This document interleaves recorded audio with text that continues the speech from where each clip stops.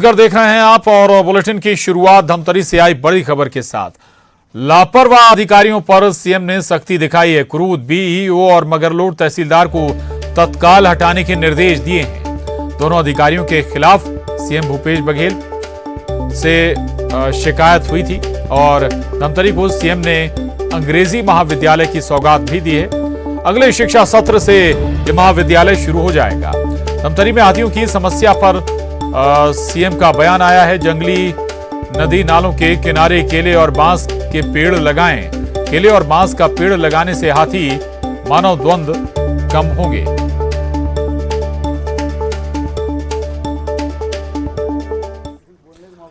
और इस वक्त मुख्यमंत्री भूपेश बघेल क्या कुछ कह रहे हैं, सुनाते हैं आप। सर कहीं डर तो नहीं रही बीजेपी से आदेश जारी होने से? डर तो नहीं है कहीं उसके अंदर? अब वो ये बात तो उनसे पूछना चाहिए कि क्या उनके कोई षड्यंत्र तो नहीं कर रहे थे जिससे वो डरे हुए हैं। सर इसमें बीजेपी की ओर से एक बात और कही जा रही है कि धर्मांतरण कराने वालों को संरक्षण देने के लिए रासुका गलत बात बोल रहे हैं। भारतीय जनता पार्टी, मैं आंकड़े बार बार बोल रहा हूँ, मैं आंकड़े उपलब्ध करा देता हूँ किसके समय में चर्चा बना है, किसके समय में ज्यादा धर्मांतरण हुआ है। वो आंकड़े चाहें तो आप ले सकते हैं और तैयार बहस करने के लिए भी तैयार रहें। भारतीय जनता पार्टी के नेता पिछले दिनों आरोप लगाए थे यहाँ इन्वेस्टमेंट नहीं हुआ है, एमयू पर हुआ है। भारतीय जनता पार्टी के जो सरकार में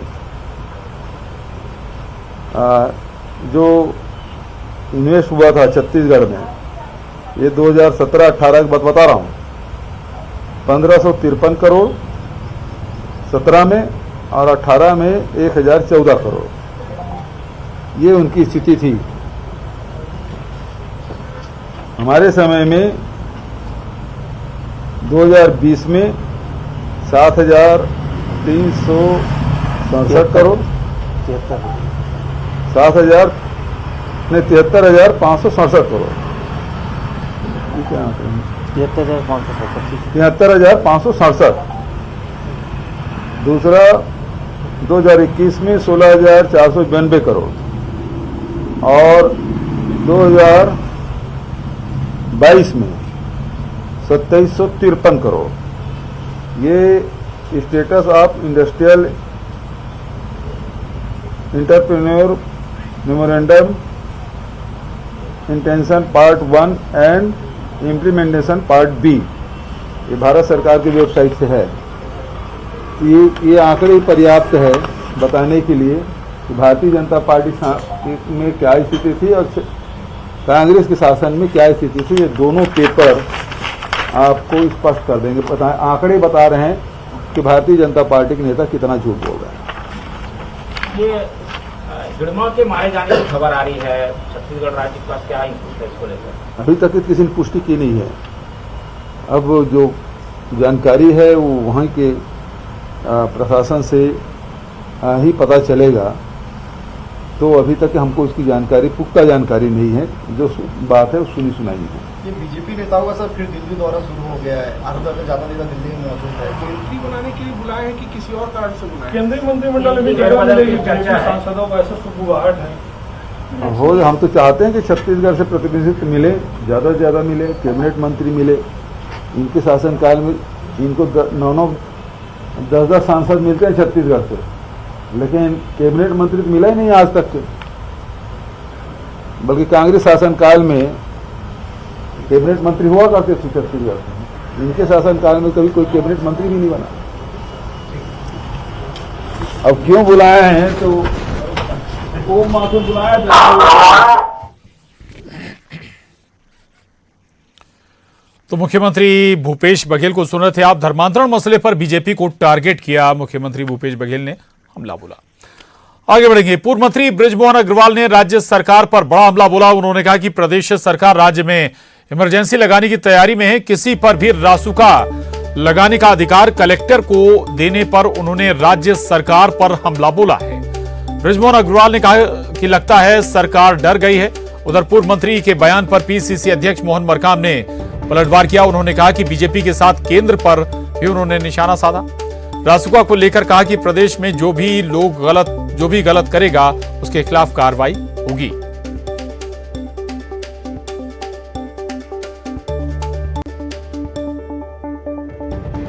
3 जनवरी छत्तीसगढ़ की सरकार अब छत्तीसगढ़ में इमरजेंसी लगाने की तैयारी कर रही है। 3 जनवरी 2022 को एक छत्तीसगढ़ राजपत्र में असाधारण अधिसूचना जारी की गई है, जिसमें छत्तीसगढ़ के सभी 33 जिलों में कलेक्टरों को इस बात का अधिकार दिया जा रहा है कि वो किसी भी व्यक्ति के खिलाफ राष्ट्रीय सुरक्षा अधिनियम के तहत कार्यवाही कर सकते हैं। मुझे लगता है कि मुख्यमंत्री जी अब डर गए हैं, घबरा गए हैं, वो तानाशाही पर उतर आए हैं और इसलिए राष्ट्रीय सुरक्षा अधिनियम के तहत कार्यवाही करने का अधिकार बिना किसी कारण बताए और जिस प्रकार की उसमें उद्घोषणा की गई है वो भी आश्चर्यजनक है कि इसका निर्णय कौन करेगा जो अशांति पैदा करने की कोशिश कर रहा है।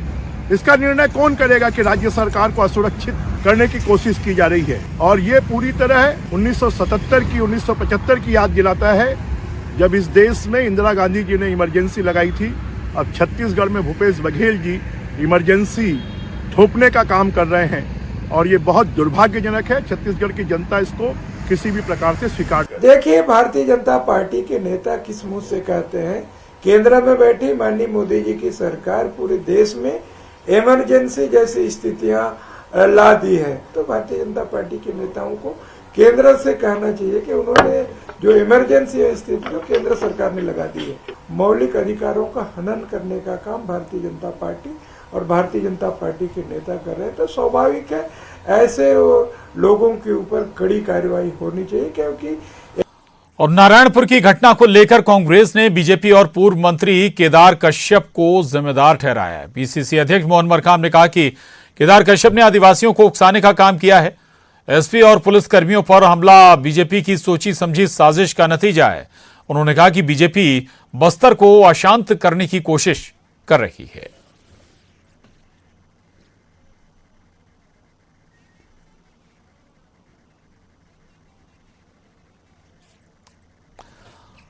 तो धर्मांतरण पर सियासत अभी भी जारी है। आपको बता दें कि नारायणपुर की घटना को लेकर कांग्रेस ने बीजेपी और पूर्व मंत्री केदार कश्यप को जिम्मेदार ठहराया है। पीसीसी अध्यक्ष मोहन मरकाम कहते हैं कि केदार कश्यप ने आदिवासियों को उकसाने का काम किया है। एसपी और पुलिस कर्मियों पर यह हमला बीजेपी की सोची समझी साजिश का नतीजा है। उन्होंने कहा कि बीजेपी बस्तर को अशांत करने की कोशिश कर रही है। नहीं, देखिए, जो स्थितियां हैं बस्तर के मामले में, माननीय केदार कश्यप जी और उनकी पूरी टीम जो जनजाति सुरक्षा मंच के नाम से वहां लोगों को मारने पीटने का काम माननीय केदार कश्यप जी और उनकी टीम लगी हुई है। जो नारायणपुर की घटना घटी, वहां माननीय केदार कश्यप जी का विधानसभा क्षेत्र भी है, वहां से 15 सालों तक मंत्री रहे हैं। उनके उकसावे में हमारे आदिवासी समाज को आगे करके भड़काने का काम भारतीय जनता पार्टी के नेताओं के द्वारा किया गया है। और जो हमले हुए हैं एसपी और पुलिस अधिकारियों के ऊपर हमले हुए हैं, भारतीय जनता पार्टी के नेताओं की सोची समझी साजिश है। हम तो पहले से कहते रहे, भारतीय जनता पार्टी फूट डालो राज करो की नीति पर चलती है और क्या बस्तर को अशांत करने का प्रयास करती है। 15 साल सरकार में रहे, बस्तर का विकास के लिए कोई ध्यान नहीं दिया। जब सत्ता से बाहर जाने के बाद इस ढंग से हथकंडे भारतीय जनता पार्टी और भारतीय जनता पार्टी के नेता अपना रहे। तो आपको बता दें कि मोहन मरकाम केदार कश्यप को कह रहे हैं कि वो जिम्मेदार हैं नारायणपुर में जो हालात बने हैं। ममता लांजेवार न्यूज 18 संवाददाता हमारे साथ जुड़ गए हैं रायपुर से। ममता, धर्मांतरण पर सियासत छत्तीसगढ़ में जोर शोर से गर्म है। आज मुख्यमंत्री भी सरकार बीजेपी पर निशाना साध रहे थे जब धमतरी से वापस लौटे, लेकिन केदार कश्यप का नाम ले रहे हैं सीधा मोहन मरकाम। कोई इनपुट है क्या सरकार के पास, एजेंसियों के पास?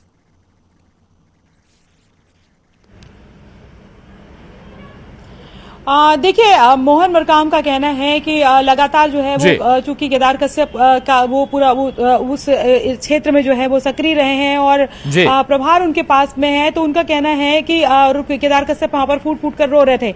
मोहन मरकाम का ऐसा कहना है और उनका कहना है कि बीजेपी के लीडर्स जो है वो उसमें शामिल है खासतौर पर, और आदिवासी लीडर हैं केदार कश्यप और वहां पर सक्रिय हैं। तो कांग्रेस ये आरोप लगा रही है कि केदार कश्यप जो भी वहां पर हुआ है कहीं ना कहीं उनका इन्वॉल्वमेंट है और वो आदिवासी समाज से परे जाकर जो है जो पार्टी उनका आरोप है कि पार्टी जो है ये रणनीति बना रही है, चूंकि मुद्दों पर नहीं लड़ पा रही है, तो किस तरीके से जो है वो धर्म के नाम पर लड़ाया जाए और धर्मांतरण के मसले को लेकर जो है वो आगे बढ़ा जाए। और इसमें उनका कहना है कि केदार कश्यप भी उसमें शामिल थे।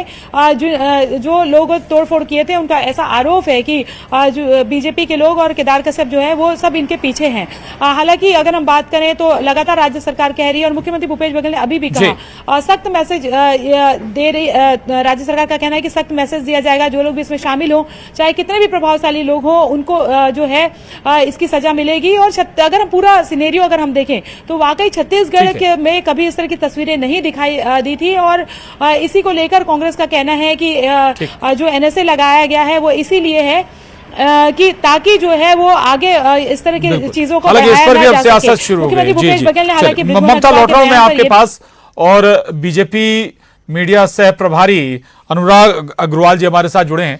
अनुराग जी, एक तो मोहन मरकाम सीधा केदार कश्यप को टारगेट कर रहे हैं, दूसरा आज मुख्यमंत्री ने कुछ डेटा भी सामने रखा कागजों में तथ्यों के तौर पर कि भाई बीजेपी के समय में क्या स्थिति थी और अभी क्या स्थिति है धर्मांतरण पर।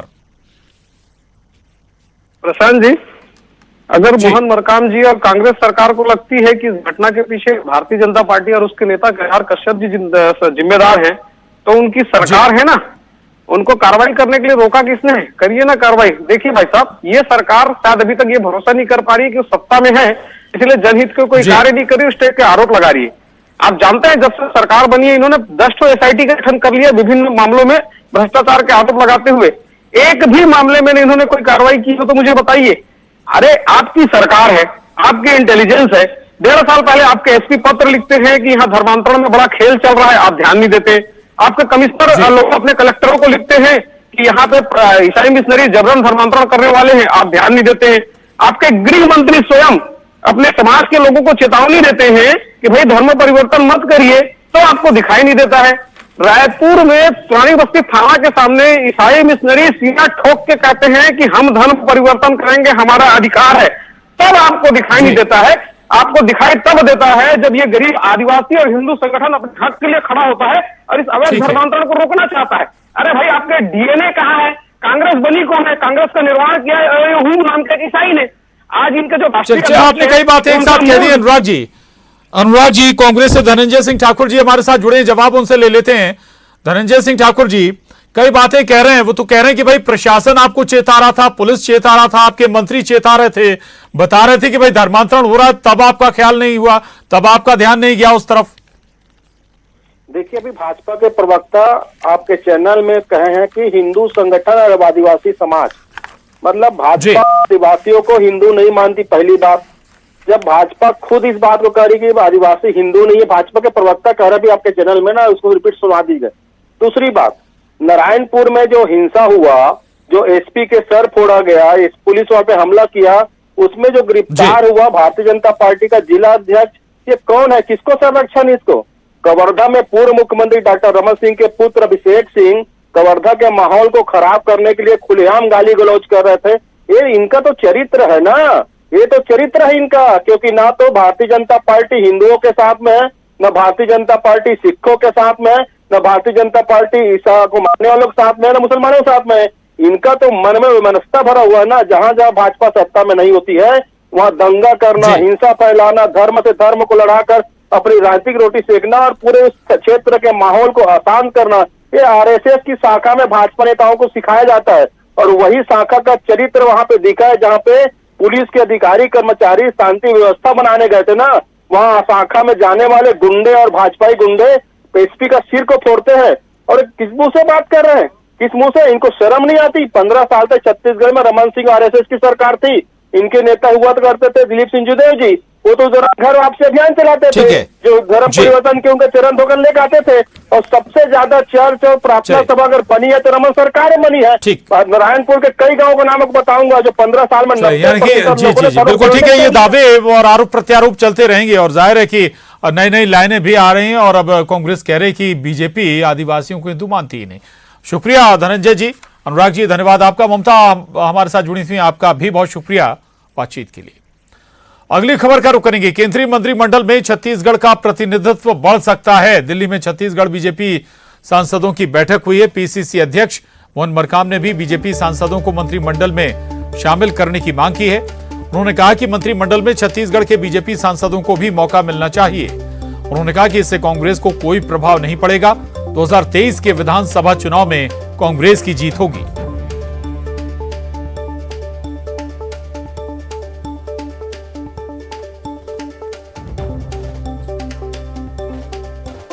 समझ चुकी है क्योंकि चुनाव नजदीक है। 2023 के चुनाव नवंबर में होना है, इसीलिए मुझे लगता है केंद्रीय मंत्रिमंडल में जिन राज्यों में चुनाव होना है उन राज्यों को प्रतिनिधित्व देने का मौका मिलेगा, ऐसा मुझे लगता है। मगर उससे कोई छत्तीसगढ़ में प्रभाव पड़ेगा ऐसा मुझे नहीं लगता। छत्तीसगढ़ में हमारी सरकार दमदारी के साथ आगे बढ़ रही है। 2023 में फिर से छत्तीसगढ़ में कांग्रेस। और छत्तीसगढ़ के 14 जिलों के 14 निकायों में हुए उपचुनाव के नतीजे आ रहे हैं। रायगढ़ नगर निगम के वार्ड नंबर 27 में हुए उपचुनाव में बीजेपी की सरिता ठाकुर ने जीत दर्ज की है।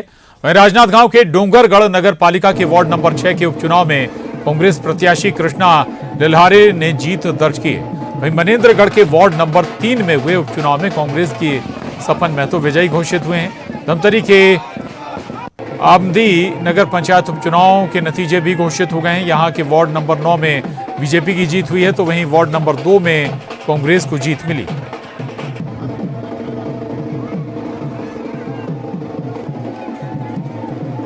और रायपुर से बड़ी खबर। रायपुर में क्रिकेट मैच को लेकर लोगों में खासा उत्साह है। कुछ ही घंटे में ही पूरे ऑनलाइन टिकट बिक गए। 21 जनवरी को भारत न्यूजीलैंड के बीच मुकाबला खेला जाना है। भारत न्यूजीलैंड मैच को लेकर लोगों में जबरदस्त उत्साह बना हुआ है। 19 जनवरी को रायपुर पहुंचेंगी दोनों टीम और इसके बाद 20 जनवरी को प्रैक्टिस सेशन चलेगा और 21 जनवरी को भारत और न्यूजीलैंड के बीच मुकाबला खेला जाएगा। उत्साह ऐसा कि सभी टिकट कुछ ही घंटों में बिक गए ऑनलाइन। ममता लांजेवार हमारे साथ जुड़ी हुई। ममता, बेहद महत्वपूर्ण मुकाबला और उत्साह ऐसा कि सभी टिकट बिक गए, क्या व्यवस्थाएं क्रिकेट एसोसिएशन ने कर रखी हैं? और